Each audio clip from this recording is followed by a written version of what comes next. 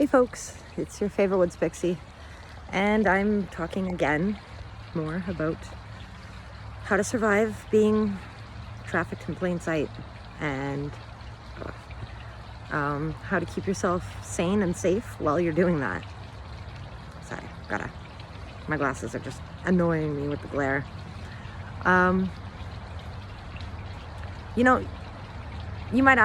You might watch some of my videos and then ask yourself, how the hell is this even gonna help me? This chick's talking about staying sane and not like how to get the help. And that's because for a lot of us, help isn't it's not an option. It's not a thing we can do. We've tried, and at least it doesn't feel like anyone's listening.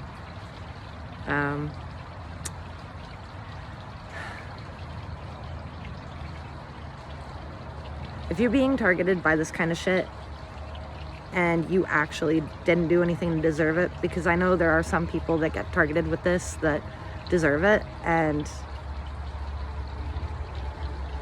you did what you did. You did what you did. But for those of us that are targeted in these ways, silenced, harassed, stalked, smeared, had relationships set up, had people paid to date you, or that got paid because they dated you,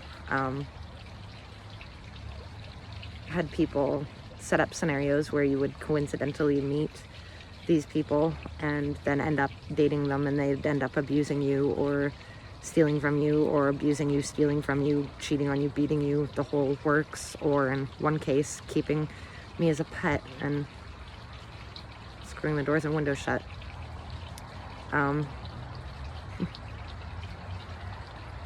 If you feel like you're not getting heard, then keeping yourself sane until you are heard is the best way to go about it. Keep collecting your evidence. Keep everything you can on paper. Electronic is okay, I guess, but it's accessible by the bad guys.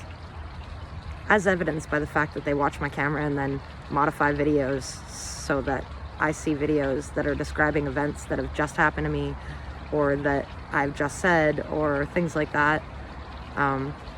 They call that cyber terrorism, by the way. So, yeah. If you're being targeted by terrorists and sexual traffickers and human traffickers and the whole lot,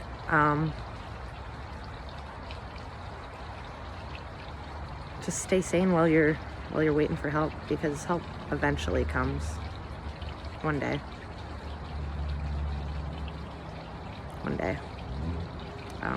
And speaking of that, I have a book now about my experiences in the last couple of years. It's not my whole life, it's got flashes of it, but it's majority the last 6 years that I've gone through this shit.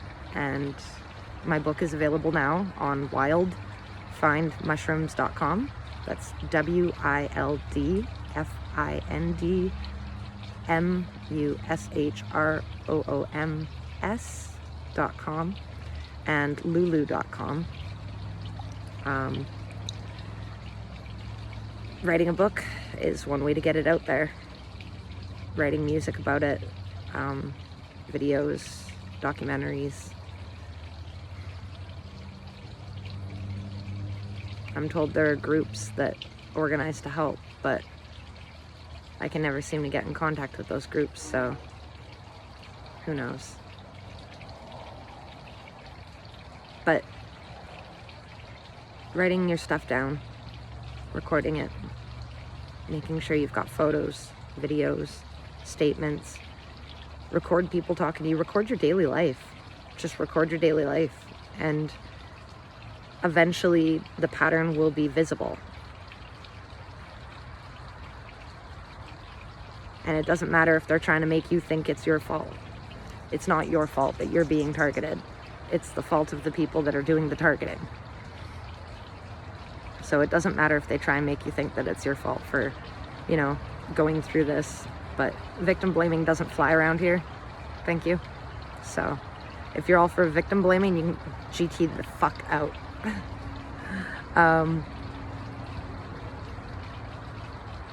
yeah, one of the best ways to stay sane is shit like this. Stopping to smell the flowers and look at the pretty plants and poking the pretty pokies. It looks pokey, but it's not.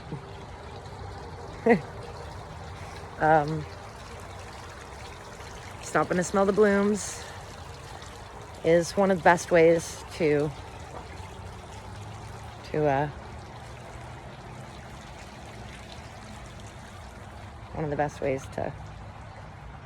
keep yourself sane during all of this. Because they cannot help someone who has gone Lulu. Well, they might be able to, but that's a whole different ballgame, and you don't want to go there. The propensity for a person to be, you know, essayed is quite high. Is unfortunately quite high. So,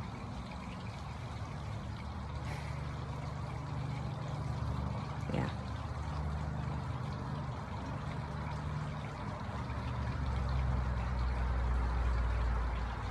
It'll get better. Just remind yourself of that. It'll get better.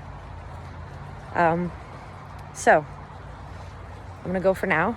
I just wanted to share my thoughts and some quick ways to recapture your brain and make sure that you're getting your natural outlets that you need to get, so that when this shit happens to you, you can smell the flowers. So I'm gonna go for now. Do good, be good, get good things. Mwah.